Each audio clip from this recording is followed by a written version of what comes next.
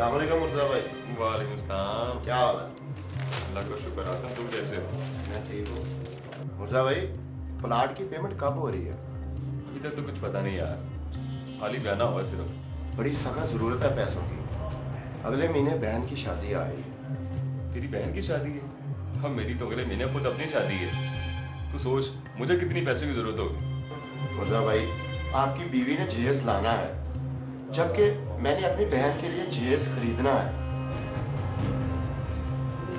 Total 50 lakh की रकम बनती है। तेरा कितना कमीशन बनेगा? जो भी बनेगा मेरा काम हो जाएगा। कुछ उधार सुधार पकड़ लूंगा। ठीक है, दुआ करके आज फोन आ जाए बाकी। मैं हूं मूसा हैदर और आप देख रहे हैं गुनहगार कौन। प्रॉपर्टी डीलिंग का काम करने वाला मुर्तजा ज्यादा पढ़ा लिखा तो नहीं था, लेकिन उसमें कारोबार करने की पूरी सलाहियत मौजूद थी। यही वजह थी कि वो अपने कारोबार में दिन रात तरक्की के जीने तय कर रहा था, और ये बात उसके कुछ हरीफों को पसंद नहीं थी। एक रोज पार्टी ने पेमेंट करने के लिए उसे कॉल की। उनका इसरार था कि क्रॉस चेक देंगे, लेकिन मुर्तजा कैश लेना चाहता था। फिर क्या हुआ?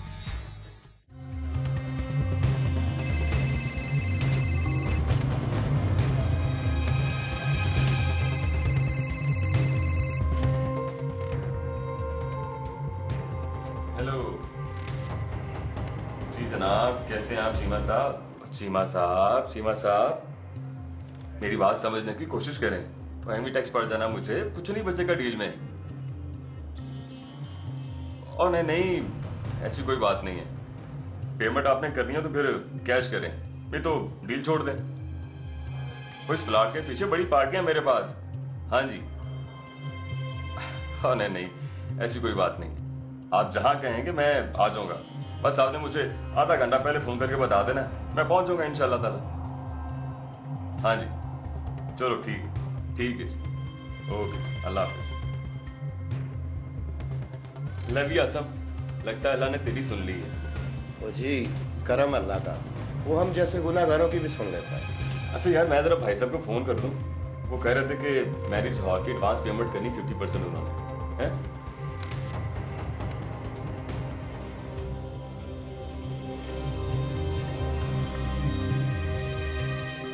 हेलो, अस्सलाम वालेकुम भाई साहब। भाई जी, वो मैंने इसलिए फोन किया था कि आज रात में जरा लेट आऊंगा घर। हाँ जी, खैर ही है। वो किसी गाहक से ना वो पेमेंट लेनी 50 लाख की। हाँ जी, तो आप ऐसा करना कि एडवांस पेमेंट करनी ना मैरिज हॉल वालों को, आप कल कर देना। ठीक है, और भाभी को भी बता देना। ओके जी, ओके, अल्लाह हाफिज। मुर्जा भाई, कैश पेमेंट ना लिया करो, कहो तो मैं साथ चलूं।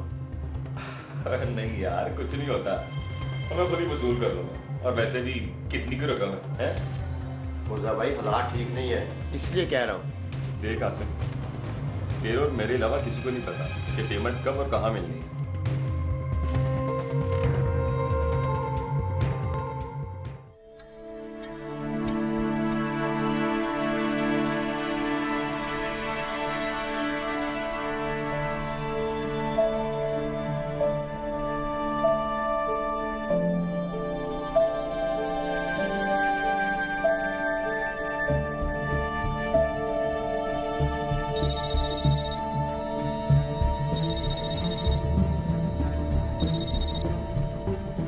हेलो, कब तक आओगे?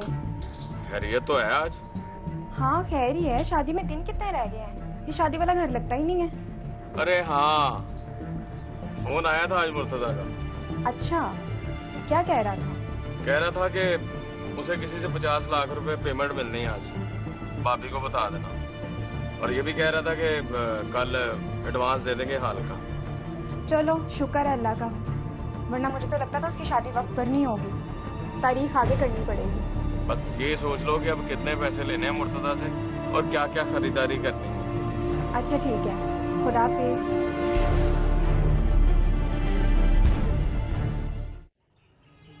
सूरज गरूब होने के बाद पार्टी की तरफ से मुर्तजा को पेमेंट वसूल करने के लिए फोन कॉल मौसूल हुआ। वो दफ्तर में अपने साथ काम करने वाले आसिम को दफ्तर में रुकने और अपनी वापसी तक वहीं पर इंतजार करने का कहकर चला गया।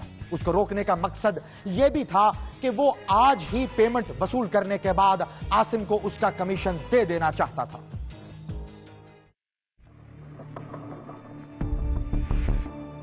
आसिम, मेरे आने तक तूने जाना नहीं दसी। कोई मसला नहीं मुर्जा भाई, हम सुबह मिल लेंगे। और नहीं, सुबह का कोई चक्कर नहीं। तू बैठ इधर और मुझे मोटरसाइकिल की चाबी दे। मुर्जा भाई कहीं दूर तो नहीं जाना, पेट्रोल थोड़ा है इसमें। हाँ नहीं यार, मैंने नजदीक ही जाना है, रहमान प्लाजा तक। ये लो, मैं इंतजार में बैठा रहो, आप आओ ही ना।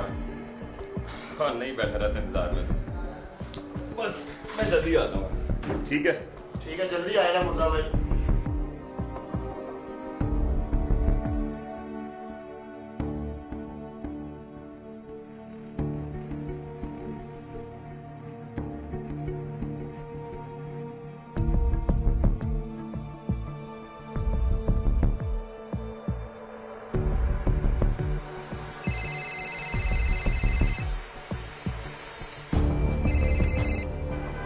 जी बस 5 मिनट में पहुंच रहा हूँ शेमा साहब।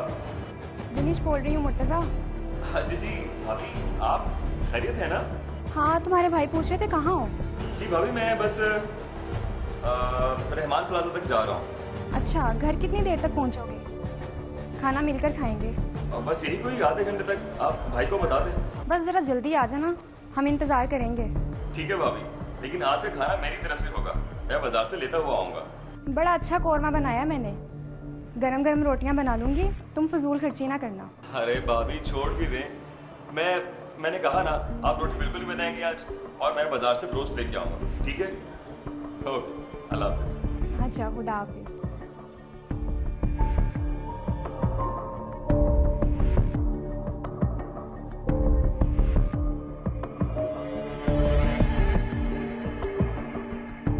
हेलो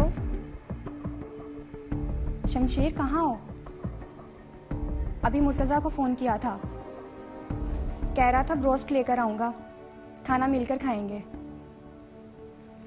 हाँ, कह रहा था आधे घंटे तक पहुंचेगा, अभी दफ्तर से निकला था, कह रहा था रहमान प्लाजा तक जाना है। हाँ अच्छा ठीक है, बस तुम जल्दी आ जाना। खुदा हाफिज।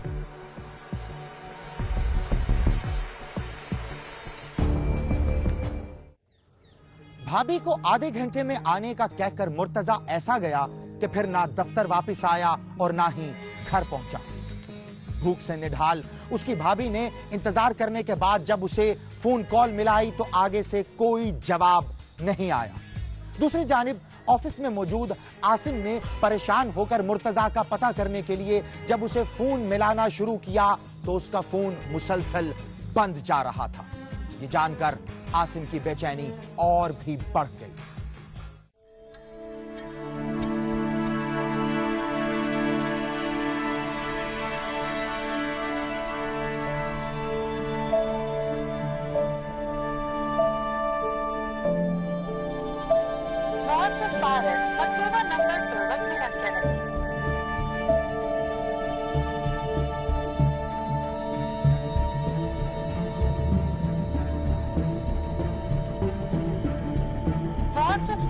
मकलूबा नंबर पर वक्त मुयस्सर नहीं, आपकी कॉल वॉइस मैसेज से फॉरवर्ड कीजिए।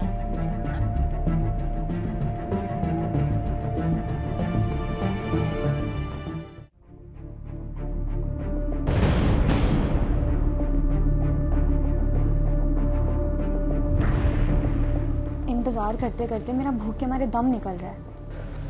मैं क्या बताऊं, मेरा भी बुरा हाल है। फिर क्या करना है? बाहर से ना कुछ खाएं।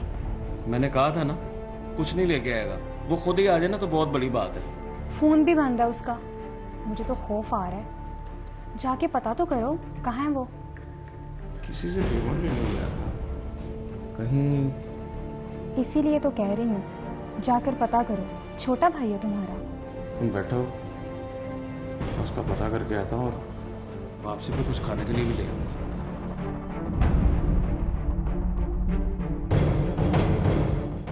मैं अपना हिस्सा लिए बगैर यहाँ से नहीं जाऊंगा। ज्यादा बकवास ना कर दूं, समझता कि अपने आप है। वैसे उन्हें जनाजे की इतला करनी चाहिए थी। रात कितनी लेट तो हुआ था जनाजा। उनको इतला दे भी देते तो कराची से आना कोई आसान नहीं है।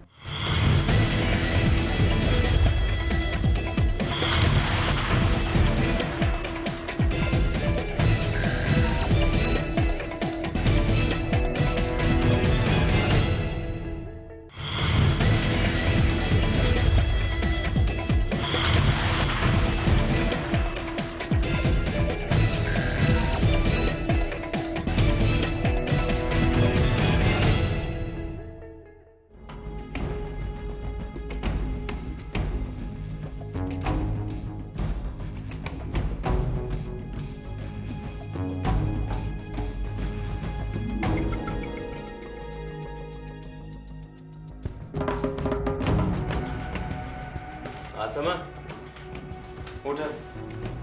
जी मुर्तजा कहाँ है? क्या बताऊं शमशेर भाई, आज तो मुर्तजा ने मरवा दी है। क्यों, क्या हुआ? 3 घंटों से मेरी मोटरसाइकिल लेकर गया हुआ है। कहाँ गया? कह रहा था रहमान प्लाजा से पेमेंट देनी है, 10 मिनट में आता हूँ। फोन भी बंद कर दिया उसने। तो खुद जाके पता कर लेना था। रहमान प्लाजा कौन सा दूर है? 10 मिनट का तो सफर है। ऑफिस में कोई नहीं था शमशेर भाई, मैं कैसे जा सकता था? तो ऐसा कर, ये मेरी मोटरसाइकिल ले ले, उसका पता करके आ, जल्दी जा जा।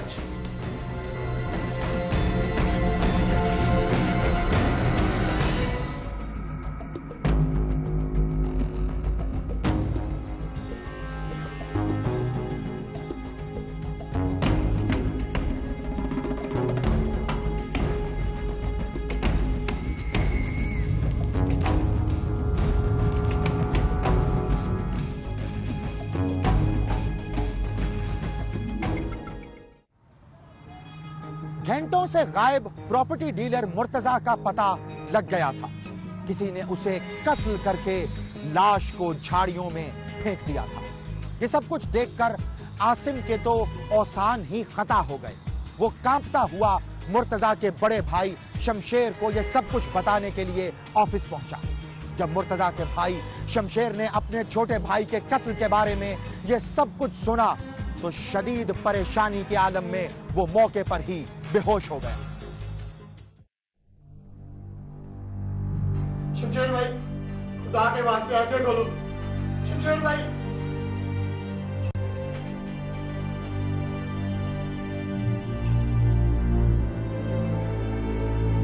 क्या हुआ मेरे भाई के साथ? मुझे नहीं पता, ये पुलिस ही बताएगी। मुझे मेरे भाई के पास ले जाओ मुझे मेरे भाई के पास। पहले पुलिस को फोन कर दो, मुझे ये मर्डर केस लगता है। रिपोर्ट दर्ज होगी।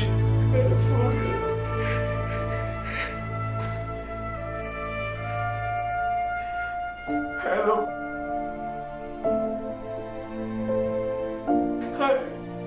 10:30 मेरे भाई को मार दिया गया। आज उसके पुराने कटने के बाद झाड़ियों में लाश पड़ी हुई है। ठीक, आप जल्दी से पहुंचे, जल्दी से पहुंचे आप। जल्दी पहुंचे, मेरा भाई मुर्तजा मर गया।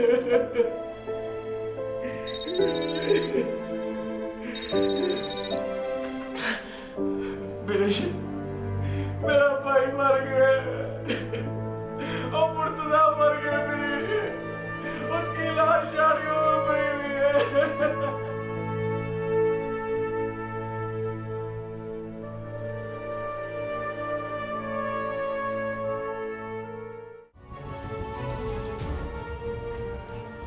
सर, जंगीर गाड़ी निकलवाओ, किसी प्रॉपर्टी डीलर का मर्डर हो गया। जाना किस जगह सर?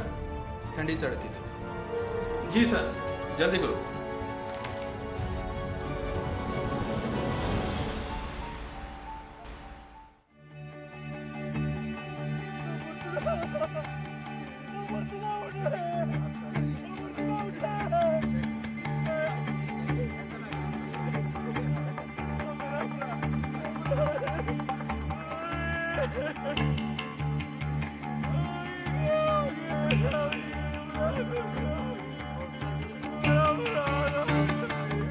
इधर देखा मैंने, इधर उधर कोई कहीं पे कोई चीज नहीं। अच्छी तरह देखो, कोई ना कोई सुराग जरूर मिलेगा। हाँ मंजूर, एम्बुलेंस बुलाओ। जी सर।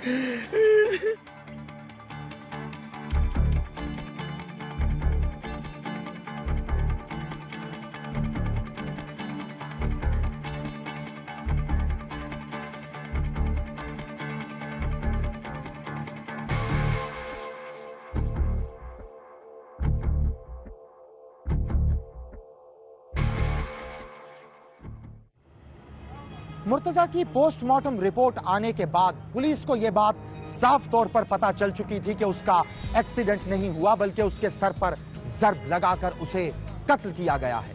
पुलिस को उसके भाई की जानिब से दिया जाने वाला तहरीरी बयान, उसमें उसने बताया कि उसका भाई तकरीबन 50 लाख रुपए की रकम लेकर आ रहा था।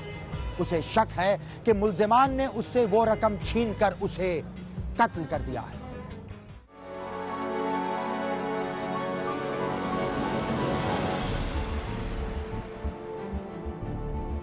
अच्छा, तुम्हें कैसे पता है मुल्जिमान ने उसे अदायगी कर दी थी?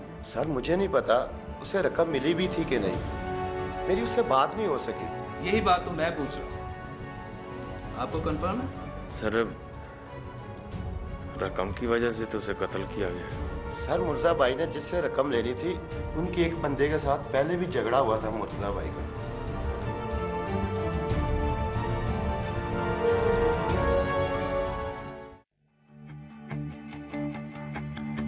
तू जान के तंग कर रहे हैं मुर्तजा, देख लेना फिर। तू बात कैसे कर रहा है? शराफत की जुबान तुझे समझ नहीं आती इसलिए। वो प्लाट तेरी जागीर नहीं थी, मैंने बेचा है ना, तो मैं ही कमीशन खाऊंगा उसकी। इसका मतलब ये है कि तू मुझे कुछ नहीं देगा? और तुझे किस चक्कर में दे दूं? हैं? चल निकल इधर से, चल। कैसे निकल जाऊं बेटा? मैं अपना हिस्सा लिए बगैर यहाँ से नहीं जाऊंगा। ज्यादा बकवास ना कर दूं, समझना क्या अपने आप? हैं? पीछे रे। क्या हो गया? चलो बाहर, चलो निकलो। पीछे हटो, हम खुद ही चले जाएंगे। चलो बाहर चलो, चलो चल निकल। चलो निकलो यार, चलो। बड़ा घटिया आदमी रशीद है, मैंने कहा है ना इसके साथ लेन देन नहीं करना चाहिए। करता मैं यूनियन से बात कर, इसका तो मामला साफ करवाता हूँ मैं जरा। मैं तो कब से कह रहा हूँ, आप सुनते नहीं हो।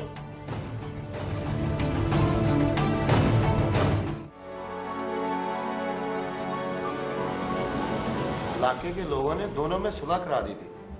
इस बात को कितना अरसा हो गया? सर यही को 5-6 महीने होंगे। उसके बाद दोनों में कभी झगड़ा हुआ हो? सर हुआ तो नहीं कभी, आगे दिलों का हाल अल्लाह ही जानता है।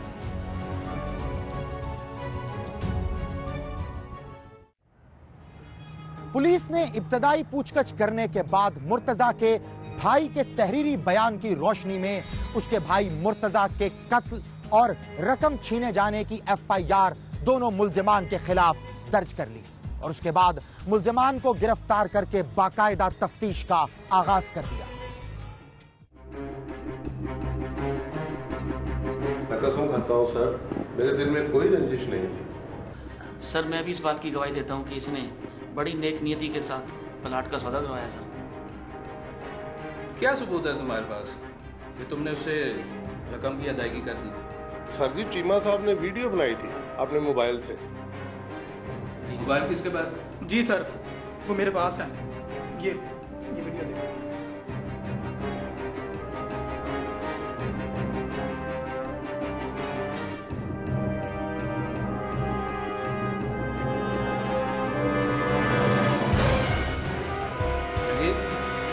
सर ले जाओ इन्हें हवालात में बंद कर दो और इन दोनों का कॉल डाटा चेक करो। मुर्तजा की रकम लेकर निकलने से पहले और बाद में इन दोनों ने किस किस नंबर पर कॉल की थी? जी सर। चलो भाई उठो। सर पता चल जाता है।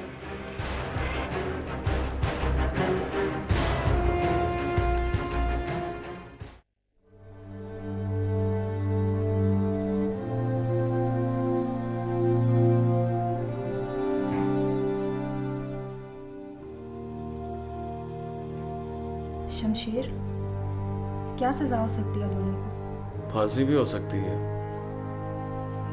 उम्र कैद भी। सारी खुशियां गायब हो गई हैं। महीने बाद शादी थी उसकी।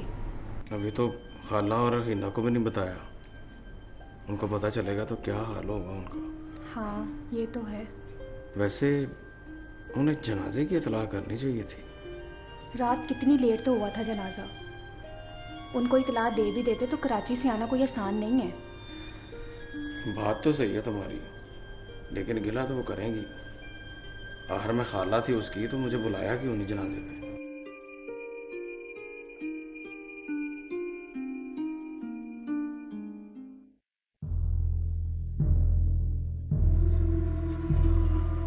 कब मिलेगा मोबाइल डाटा? लेटर भिजवा दिया सर, उम्मीद है कि कल तक मिल जाएगा। गुड। एक काम और करना। जी सर, बताएं। प्लाजे के बाहर लगे सीसीटीवी कैमरे की फुटेज चाहिए मुझे, जब मुर्तजा पैसे लेकर प्लाजे से निकला। ओके सर, आज ही मिल जाएगी। दूसरा ये कि मकतूल के रकम वसूल करने की किस किस को खबर थी? ठीक है सर, ये भी पता लग जाएगा। गुड। जान छुड़ा लो अब इस काम से, अपने भाई का ऑफिस संभालो। पहले जो काम पकड़े हुए हैं वो खत्म कर लो। हवालात में कोई परेशानी तो नहीं है? परेशानी तो है सर।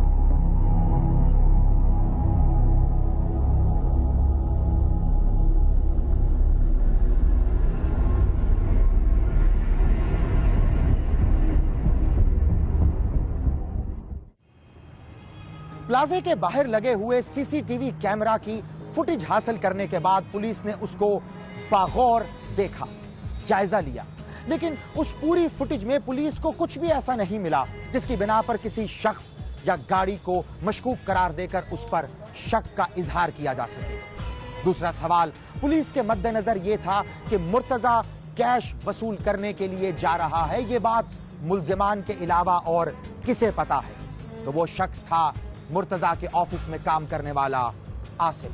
यूं पुलिस ने आसिम को भी शक के दायरे में लेते हुए गिरफ्तार कर लिया।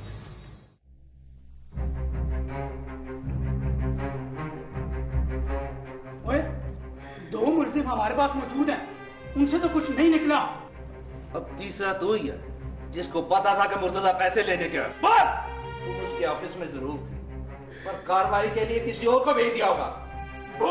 बोल किसे भेजा था? बोल। मैं गरीब आदमी हूँ, मैं रिस्क हलाल कमाता हूँ, मैं 2 नंबरी का काम नहीं कर सकता।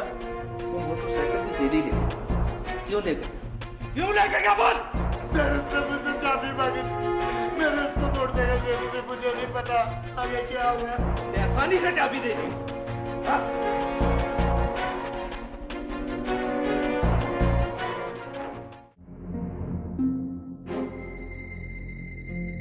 आसिम मेरे आने तक तूने जाना नहीं इधर से।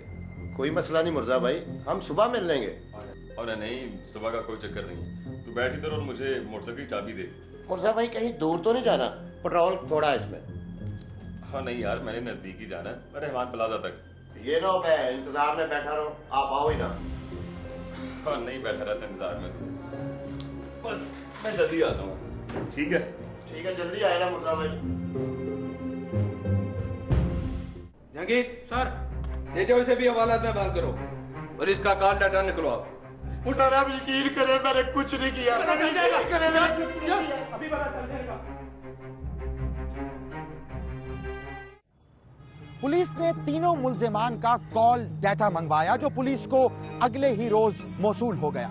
उस कॉल डाटा के मुताबिक तीनों मुल्जिमान की जानिब से मुर्तजा के रकम वसूल करने के लिए निकलने से लेकर रकम वसूल करने के आधे घंटे बाद तक उन मुल्जिमान की जानिब से मुर्तजा को कोई फोन नहीं किया गया था। रकम वसूल करने के आधे घंटे बाद पहली कॉल मुर्तजा के फोन पर आसिम की जानिब से आई, लेकिन वो मौसूल नहीं हो सकी क्योंकि उस वक्त तक मुर्तजा का फोन बंद हो चुका था।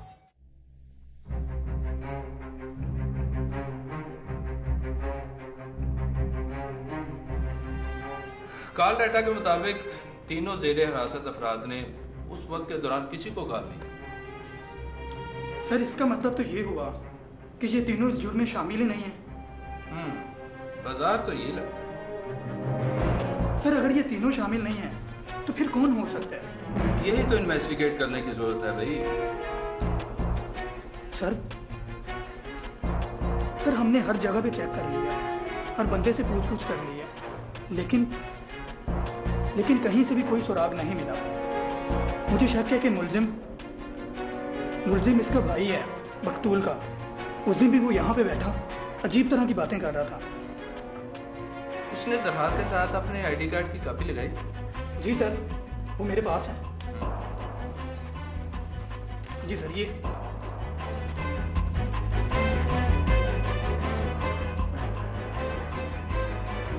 इससे पता चलेगा कि आला कत्ल पर उंगलियों के जिसके निशान है वो किसी के तो नहीं।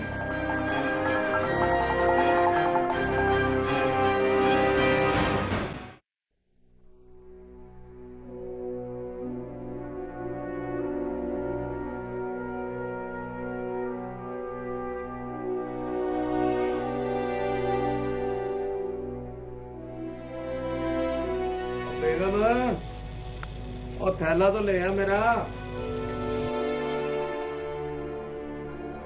अच्छा आ रही हूँ।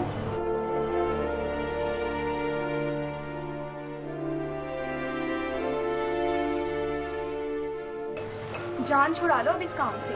अपने भाई का ऑफिस संभालो। पहले जो काम पकड़े हुए हैं वो खत्म कर लो। बस अब मुझे दोबारा ना कहना पड़े। ठीक है जी, माफी दे दो। अच्छा अब जाओ, शाम को जल्दी आ जाना। अच्छा जी।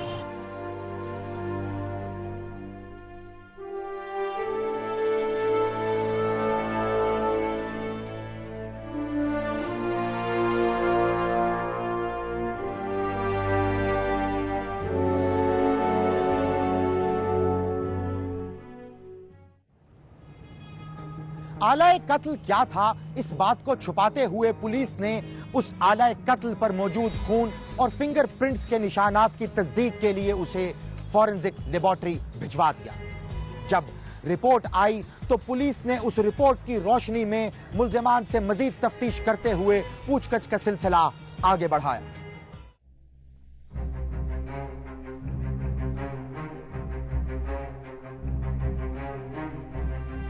सर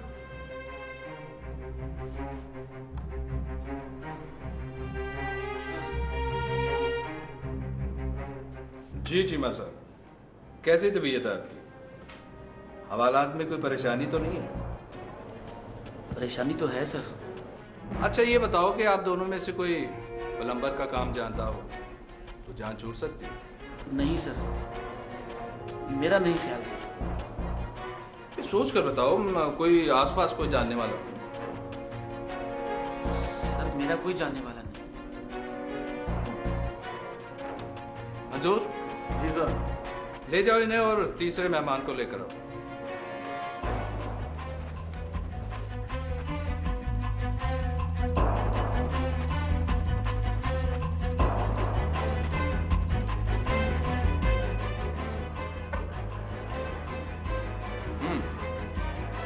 हाँ भाई, प्लम्बर का काम जानते हो? जी नहीं सर, मुझे नहीं आता। क्या आता है तुम्हें? वो प्रॉपर्टी का काम कर सकता है। तेरा कोई जानने वाला प्लम्बर है? सामने घर में काम करवाना है। वो सर मुर्तजा का भाई शमशेर, वो प्लम्बर का काम जानता है, आप उसे बुला लें। ठीक है। मंजूर? जी सर। ले जाओ इसे। जी सर। तो सर फिर कब बुलवाना है? अभी ठहर जाओ तुम जी।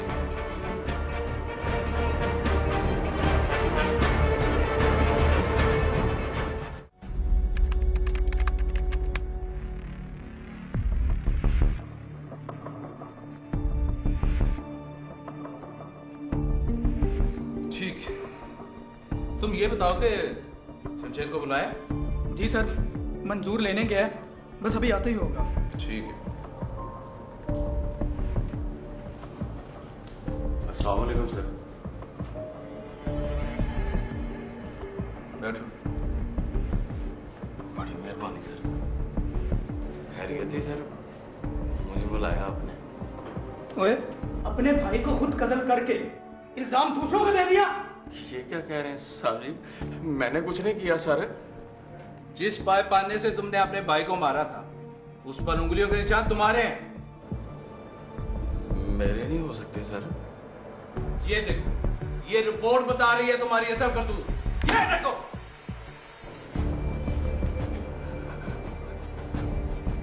गलती हो गई साहब, पागल हो गया सब मैं, पागल हो गया सब पैसों की हवस में, पैसों की हवस में पागल हो गया था सर मैं। ड्रामे बंद कर अब ये। क्यों कत्ल किया तूने अपने सगे भाई को? क्यों किया? क्या तो रहा हो साहब, पैसों की लालच में, पैसों की लालच में अपनी बीवी के मकामे में आ गया था। वो मुर्तजा को फोन कर करके पल पल की खबर देती थी मुझे।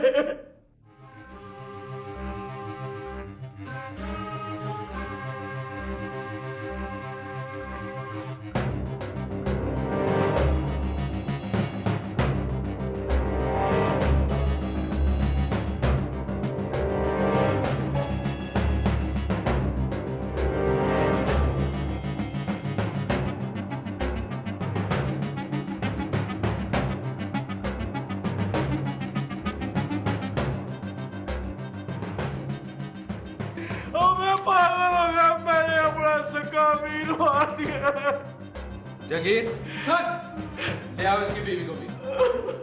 मंजूर जी सर, बंद करो इसे हवालात में। चलो, ड्रामे बंद करो, चलो।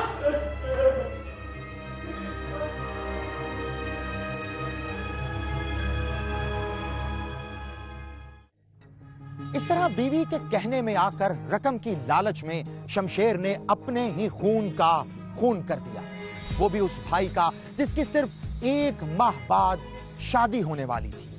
दोनों मियां बीवी ने मुर्तजा के कत्ल के लिए ऐसा खेल खेला जो खुद पुलिस के लिए भी हैरानकुन था। मुलजिम और उसकी बीवी को गिरफ्तार कर लिया गया और पुलिस ने वो रकम भी बरामद कर ली जिसके लिए यह सारा खेल खेला गया था। मुलजिमान को क्या सजा होगी और कब होगी ये तो वक्त ही बताएगा, लेकिन एक फैसला आपको करना है। सोचिएगा, इस केस में असल गुनहगार कौन है? अगर आप भी जानते हैं अपने आसपास मौजूद किसी ऐसे ही गुनहगार को, तो खामोश हरगिज ना रहें, बोलें। हमें ईमेल करें gk@sama.tv पर, ट्वीट करें या फिर फेसबुक पर ज्वाइन करें। हमारा आईडी है facebook.com/गुनहगार कौन। आपसे मुलाकात होगी अगले हफ्ते एक और सच्ची कहानी के साथ और देखेंगे गुनहगार कौन।